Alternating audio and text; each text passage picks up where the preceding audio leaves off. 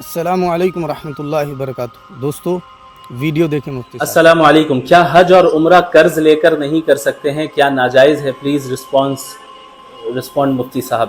وعلیکم السلام ورحمۃ اللہ وبرکاتہ۔ جی ہاں، آپ حج اور عمرہ قرض لے کر سکتے ہیں، ادا ہو جائے گا عمرہ بھی اور حج بھی انشاءاللہ، لیکن یہ چیز پریفریبل نہیں ہے، بہتر نہیں ہے۔ جب آپ کے پاس اتنی آمدنی نہیں ہے یا اتنی سیونگز نہیں ہے کہ آپ حج اور عمرہ کر سکیں، تو کیا ضرورت ہے کہ آپ اپنے اوپر زبردستی اس ذمہ داری کو لا دیں اور آپ جو ہے دوسروں سے قرض لے کر مقروض ہو جائیں، پھر بعد میں آپ کو بہت سی تکلیفوں کا بھی سامنا کرنا پڑ سکتا ہے۔ لہٰذا بہتر یہ ہے کہ جب آپ کے پاس اتنی مالی استطاعت ہو جائے کہ آپ بغیر قرض لیے خود جا کر عمرہ کریں، خود جا کر حج کریں، تبھی آپ کریں، یہ بہتر ہے۔ جب آپ کے پاس اتنی استطاعت ہے ہی نہیں تو حج آپ کے اوپر فرض ہی نہیں ہے، اور عمرہ کرنا کوئی فرض تو ہے نہیں۔